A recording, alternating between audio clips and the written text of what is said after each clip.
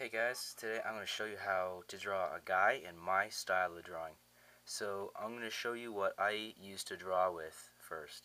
I use a, what number is this?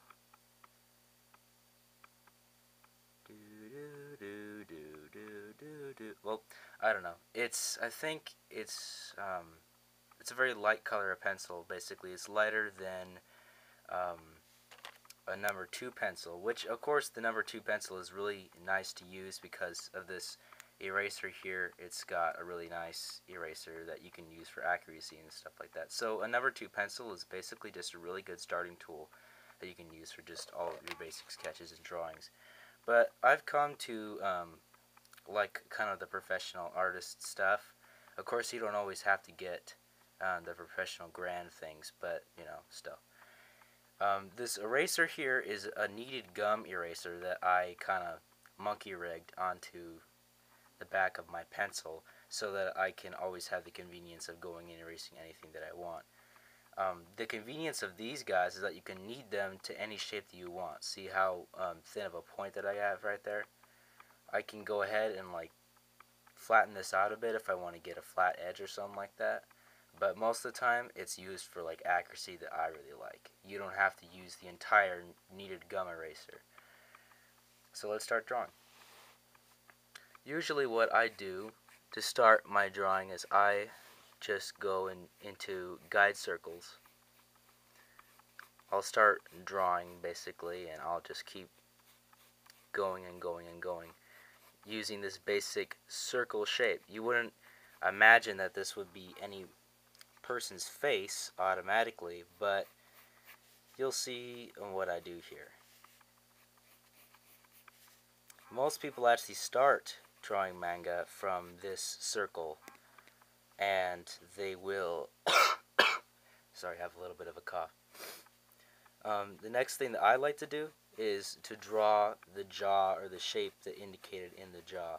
I'm going to be drawing this guy in kind of a 3/4 view, which he's looking at the viewer, but he's not completely turned away, like a profile view.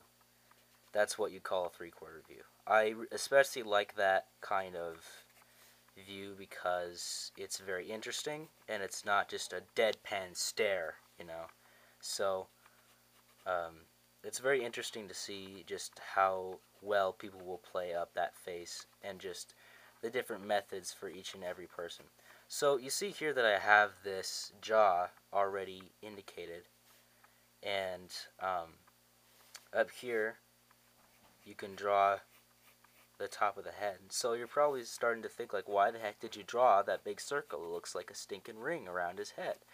Um, so the whole purpose of getting this basic shape down, like drawing the first circle, is you want to get this line down here right, and you want to make sure that you get the head proportioned properly. So sometimes that happens to me, but other times people will use this egg-like shape, and so they will automatically start drawing this egg-like shape coming down to indicate the shape of the jawline and the head and all that. Which I do that sometimes too, but I believe that there's lots and lots and lots of different ways to draw faces. It just really depends on what you like to do.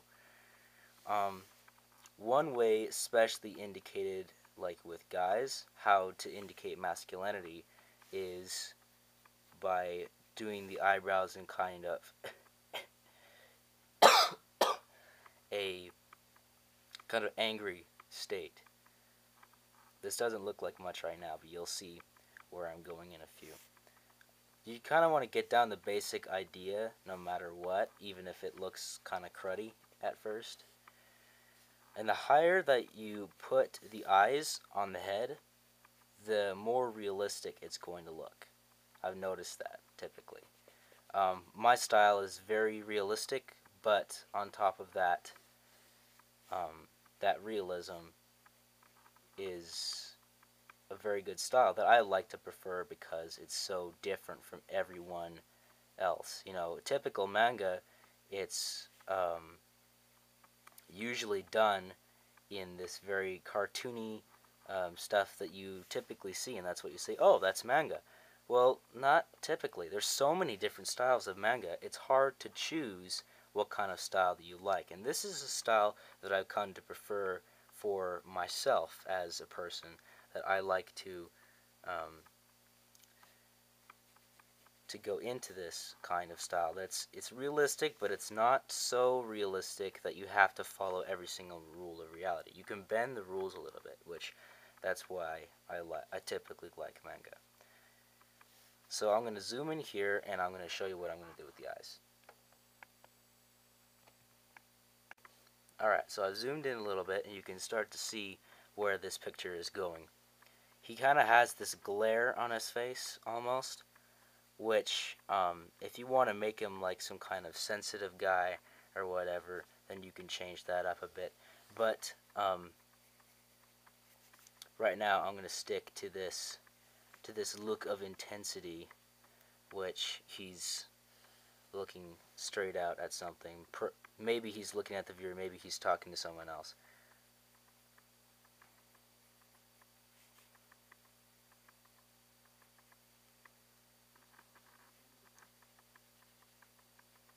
As you can see, I indicated the mouth, where the mouth should go, and I also indicated where the nose might be suggested. I may not leave the nose like this, just a little dot there, but that is very manga in itself. I could add more detail, or I can change the position of the nose to where I want. Now, another thing that I also noticed is that in the face, there comes this point to where the chin, I mean the cheeks and the chin are kind of in this little circle here, and the back of like the jaw is very indicated when it comes to drawing guys, because it's a very strong, very masculine thing, because girls don't usually have these huge massive neck muscles and cheeks, you know. They're usually drawn in a very cutesy, either very fair looking or very cutesy, which I don't necessarily like that in manga, which I tend to change that up a bit. When it comes to characters, you want to depict a lot of the character within your drawing, and what you want them to appear like. But sometimes appearances aren't always everything. That's what I like about doing manga stories and stuff like that, because you can play it however you want, and your character is yours. You can, what am I trying to say? Basically, it creates a air of mystery in your character, and it gives them just a little bit more than just read automatically, everything about their life, and so you have no reason to read the story or watch the anime or whatever whatsoever. So that's kind of one thing that I like about telling your own story, about having multifaceted characters, is that they can have different sides to their personality that no one would ever think of. Sometimes, like, the nicest guy ever might throw a tantrum or something like that, and you don't expect that. You have to forgive me for adjusting the camera. I kind of monkey rigged it.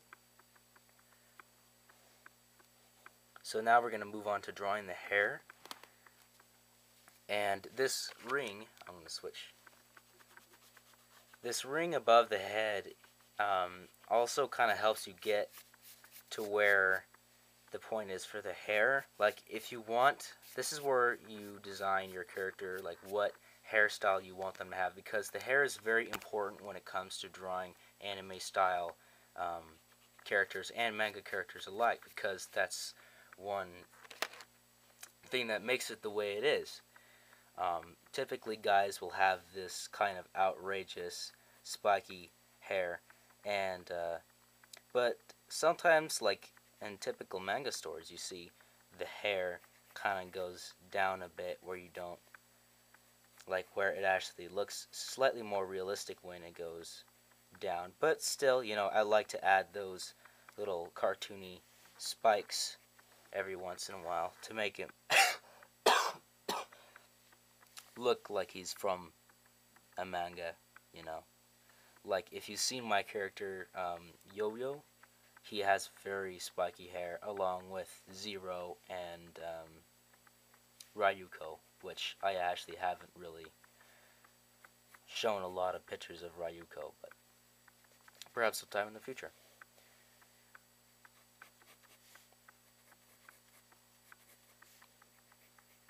I'm going to kick this in a time lapse because I only have a certain amount of time to get this done.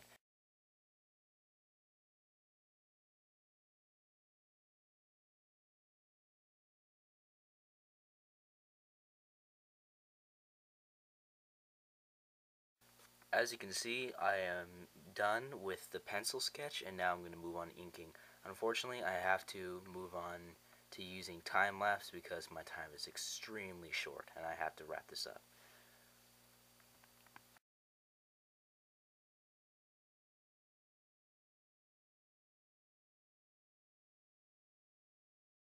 Well guys, it's about time I wrapped up the video, and before I go, I'm going to show you a couple of things about what I did during the time lapse. So I went over with my inking utensil, which is just a basic Sharpie pen, and I went over all the final lines. And then afterwards, for shading, I went and then I did a few small lines to indicate the hair, just a little bit more before I did the final shading. And the final shading was done using my basic number 2 pencil and my lighter sketching pencil. The lighter sketching pencil was used for the neck shadow and for the shirt down here. I don't like the neck shadow when it's completely black, like inked black, because to me that doesn't look as professional when you're doing things like this, I guess. And for the hair, I used my basic number 2 pencil because this is much darker than this. I went over and I went with the flat of this to get just a basic tone, and I went over just like that. So I also added highlights in the eyes to indicate where the light is coming from, meaning as how it's coming down from this direction. It only makes sense that you would put these here. So I really hope you liked the video, and I might be back on another one if you guys like this one. So see you around.